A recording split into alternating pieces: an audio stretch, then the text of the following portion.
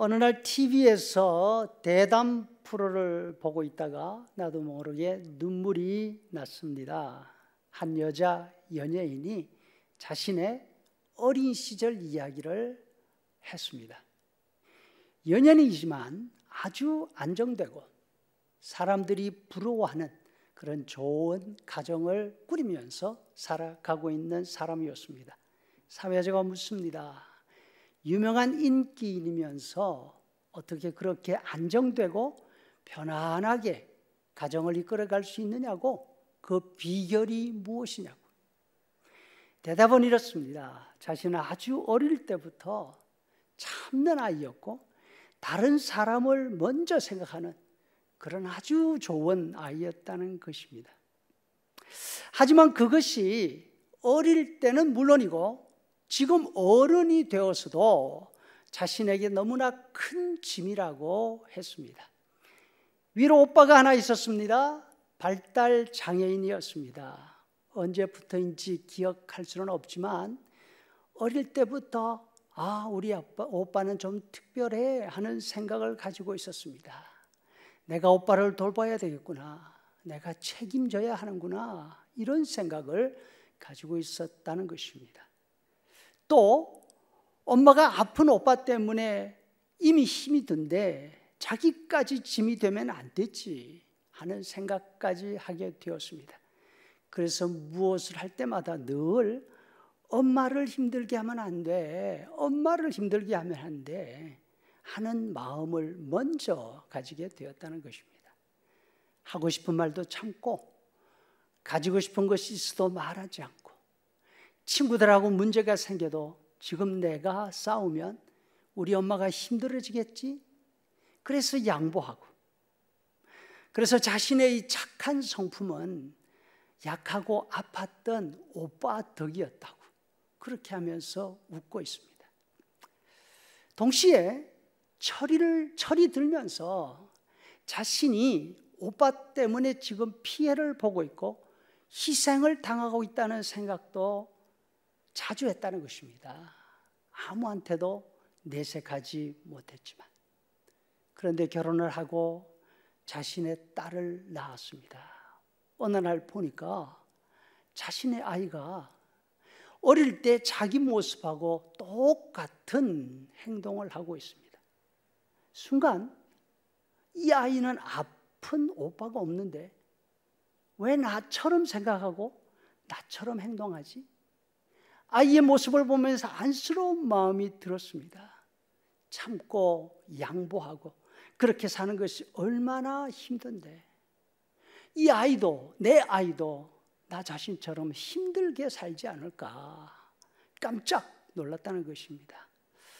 동시에 아이를 보면서 오빠한테 미안한 생각이 들었습니다. 내색은 하지 않았지만 자신이 오빠 때문에 너무 힘들게 살았다는 원망이 속에 있었던 것입니다.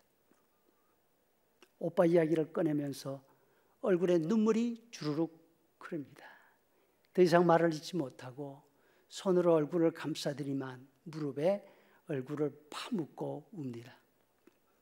곁에 함께 참가하셨던 심리 상담자가 가만히 어깨를 두드리며 이렇게 말합니다. 괜찮아요, 괜찮아. 우리가 다 듣고 있어요. 속에서 떠오르는 거 다 이야기하세요. 그 연예인은 감성을 추스리며 자신 속에 있는 감정들을 한 번도 꺼내놓은 적이 없는 자신의 오해와 원망, 미안함과 후회를 하나씩 말하기 시작했습니다. 여러분, 사람들은 유능한 전문가 앞에서 자신의 마음을 엽니다. 자신도 알지 못했던 감정을 표현하게 됩니다. 그것을 통해서 자신이 어떤 사람인지를 발견하게 됩니다. 감추고 억누르고 숨겨져 있던 나 자신을 이해하게 되는 것이죠. 성도 여러분, 하나님은 세상 어떤 전문인보다 유능한 상담자이시고 치료자이십니다. 왜냐하면 우리의 생각과 감정, 그 모든 것을 이미 다 알고 계시기 때문에 그렇습니다.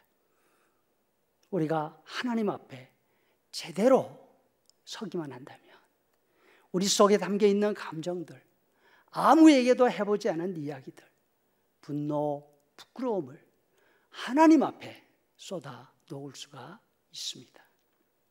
다윗은 자신의 감정을 잘 통제할 수 있던 사람이었습니다. 두려움을 모르는 사람이었습니다. 분노를 드러내지 않는 사람입니다. 이런 면을 비추어 볼 때 오늘 시편의 6절 이하의 표현들은 우리를 놀라게 합니다. 놀라는 정도를 넘어서 입을 벌리고 다물지 못하게 만들어줍니다. 다윗 입에서 어떻게 이런 말이 나올 수 있습니까? 아니, 말이 아니라 이런 끔찍한 생각 자체가 사람 속에 있다는 그 사실이 놀라울 뿐입니다. 6절, 악인이 그를 다스리게 하시며 사탄이 그의 오른쪽에 서게 하소서. 9절, 그의 자녀는 고아가 되고 그의 아내는 과부가 되며 그의 자녀들은 유리하며 구걸하고 그들의 황폐한 곳에서 비로 먹게 하소서. 다윗은 하나님 앞에 있을 때에 자신 속에 있는 본 모습을 봅니다. 두려움을 드러냅니다. 낙심을 드러냅니다. 죄악을 고백합니다. 부끄러움을 감추지 않습니다. 분노와 원망을 하나님 앞에 쏟아 놓았습니다. 성도 여러분, 이것이 다윗을 우리가 그토록 사랑하는 다윗답게 만든 힘이었습니다. 비결이었습니다. 그는 하나님 앞에서 자신의 상처를 드러내고 치료받았습니다. 하나님 앞에서 자신의 죄를 고백하고 용서받았습니다. 그리고 온전히 치료되고 회복된 모습으로 다른 사람들 앞에 설 수가 있었던 것입니다. 우리의 기도도 이런 기회가 될 수 있기를 간절히 바랍니다. 우리의 필요한 것들을 기도할 뿐 아니라 우리의 모든 것을 다 아시고 최고의 치료자 되신 하나님 앞에 우리의 감정과 우리의 연약함과 무엇보다도 우리의 부끄러움을 드러내고 치료받고 회복되는 그런 놀라운 기도의 시간들을 우리 함께 가질 수 있기를 간절히 소원합니다.